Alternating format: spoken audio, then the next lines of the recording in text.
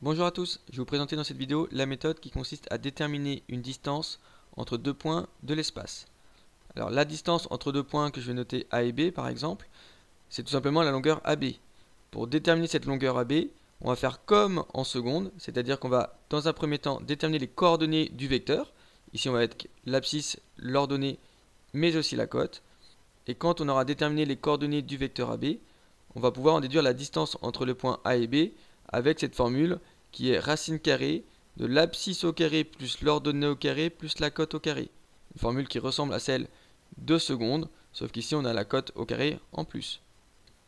Alors exemple, on considère un parallélépipède rectangle ABCDEFGH, tel que AD égale AE égale 1. Donc AD ici ça vaut 1, AE ça vaut 1, donc en hauteur on est à 1, en profondeur on est à 1, et AB c'est égal à 2, c'est-à-dire qu'en largeur ici on est à 2.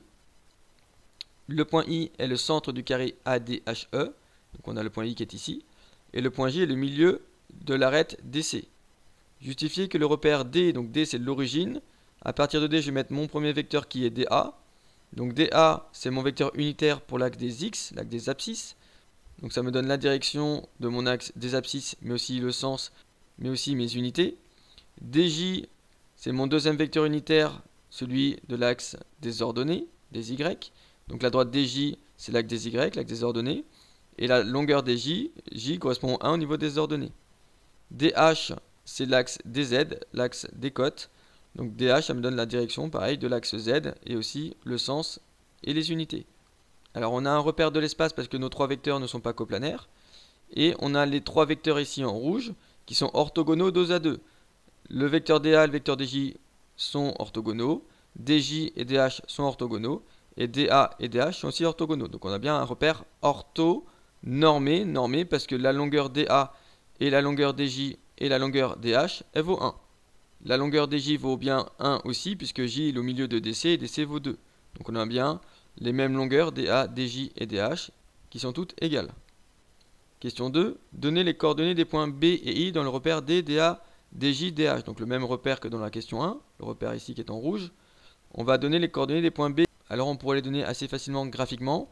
Alors pour expliquer nos résultats, je vais prendre le vecteur DB, D comme origine, et le point B pour avoir justement les coordonnées de mon point B.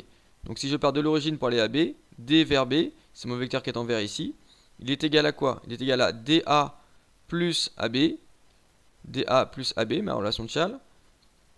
Le vecteur DA, c'est mon vecteur unitaire ici par rapport à l'axe des abscisses, donc je vais le garder. Le vecteur AB, par contre, lui, il va être égal au vecteur DC. AB égale DC, parce que j'ai un parallélépipède rectangle, donc j'ai une face rectangulaire. Donc mes deux vecteurs ici sont égaux. Donc je vais remplacer AB par DC. DC, c'est pas encore un vecteur qui est ni DA, ni DJ, ni DA. L'objectif, ça va être de faire apparaître que ces vecteurs-là. Donc mon vecteur DB, ça va être égal au vecteur DA que je garde, plus le vecteur DC, et le vecteur DC, c'est 2 fois le vecteur DJ. Donc c'est égal à 2DJ. Et donc j'obtiens DB égale DA plus 2 fois DJ. Alors DA c'est quoi? C'est 1 fois DA. Et j'ai DA, DJ et j'ai pas DH. Donc j'ai 0 DH. Et donc les coordonnées de mon point B, c'est tout simplement les nombres qui vont être devant mes vecteurs unitaires. Donc devant le vecteur DA qui est le vecteur unitaire pour l'axe des X, l'axe des abscisses, j'ai 1. Donc c'est à dire que le point B a comme abscisse 1.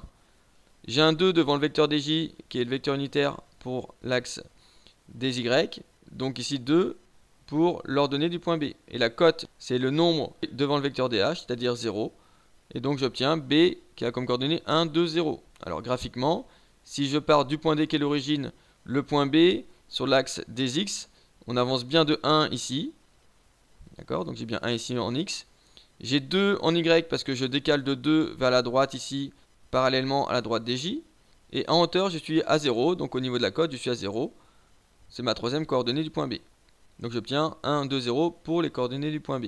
Je vais faire la même chose pour le point I. Donc je vais prendre le vecteur DI, D qui est l'origine du repère et mon point I. Ça me donne le vecteur DI qui est ici. Sachant que le point I c'est le centre de mon carré ici de la face de gauche. Donc I c'est le milieu des diagonales, en l'occurrence c'est le milieu du segment ED.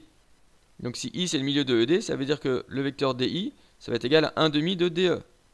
Sachant que mon vecteur DE, si je le décompose, DE c'est égal à DA plus AE. DA plus AE, ça fait bien DE. Relation de Chasles. Et maintenant, si je distribue, ça donne 1 demi de DA plus 1/2 de AE. J'obtiens du vecteur DA qui est mon vecteur ici unitaire pour les abscisses. Par contre, j'ai du vecteur E qui n'est pas un des vecteurs. Donc je vais devoir transformer mon vecteur E. Donc ça donne DI est égal à 1/2 de DA que je vais garder. Plus 1/2 de AE. 1/2 de AE, en fait, c'est pareil que 1/2 de DA. Puisque le vecteur AE, il est égal au vecteur DH. Donc j'obtiens DI égale 1/2 de DA plus 1/2 de DH. Donc j'obtiens mon vecteur DH. DJ, j'ai pas de vecteur DJ. Donc en fait, ça me donne 0 DJ. Donc le point I, ça me donne en coordonnées 1/2, qui est le nombre qui est devant le vecteur DA. Donc 1/2 pour l'abscisse du point I. 0 devant le vecteur DJ, donc ça me donne 0 pour l'ordonnée du point I. Et 1/2 devant le vecteur DH, donc ça me donne 1/2 pour la cote du point I. On voit bien ici, graphiquement, le point I, j'avance de la moitié du vecteur DA, 0 pour l'axe des ordonnées, droite-gauche, et en hauteur, je monte de 1/2. Question 3, en déduire la longueur BI. Donc la longueur BI, c'est la longueur ici du segment qui est en vert. Je remets mes données que j'ai trouvées dans la question précédente. On va en avoir besoin puisque c'est marqué en déduire. Donc pour calculer la longueur BI, il faut déterminer les coordonnées de mon vecteur BI. Donc le vecteur BI, c'est coordonnées. On va utiliser les coordonnées du point B et du point I. Donc je vais faire l'abscisse du point I moins l'abscisse du point B, la deuxième lettre moins la première, le deuxième point moins le premier point. Donc au niveau des X, ça me donne 1/2 moins 0. Au niveau des ordonnées, ça me donne 0 moins 2. Et au niveau des Z, c'est-à-dire la cote, ça me donne 1/2 moins 0. Je simplifie, donc le vecteur BI, ça va me donner 1/2 moins 1, c'est-à-dire moins 1/2. 0 moins 2, c'est-à-dire moins 2. 1/2 moins 0, c'est-à-dire 1/2. Donc j'ai calculé les coordonnées de mon vecteur BI. Maintenant, j'utilise ma formule, la norme du vecteur BI, qui est tout simplement la longueur BI. Ça va être égal à racine carrée de la somme de tous les carrés de ces nombres-là. C'est-à-dire que ça me donne racine carrée avec la somme de 3 carrés, sachant que dans mes parenthèses, je vais mettre ces nombres-là. Donc ça donne moins 1/2 au carré ici, plus moins 2 au carré ici, plus 1/2 au carré ici. Tout ça avec une grande racine carrée. Et maintenant, je n'ai plus qu'à calculer. Ça me donne racine carrée de 9/2. Ça donne 3 sur racine carrée de 2, puisque ça donne racine carrée de 9 qui donne 3 sur racine carrée de 2. Ça me donne 3 racine carrée de 2 sur 2. Si je multiplie par racine carrée de 2 en haut et en bas, ça me ferait racine carrée de 2 fois racine carrée de 2, c'est-à-dire 2. Et 3 racine carrée de 2 en haut. Donc ça me donne cette expression-là. Et si je prends la calculatrice, ça me donne environ 2,12.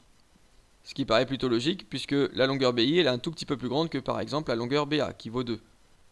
J'espère que vous avez compris comment déterminer une distance entre deux points de l'espace. Merci de m'avoir écouté. À bientôt.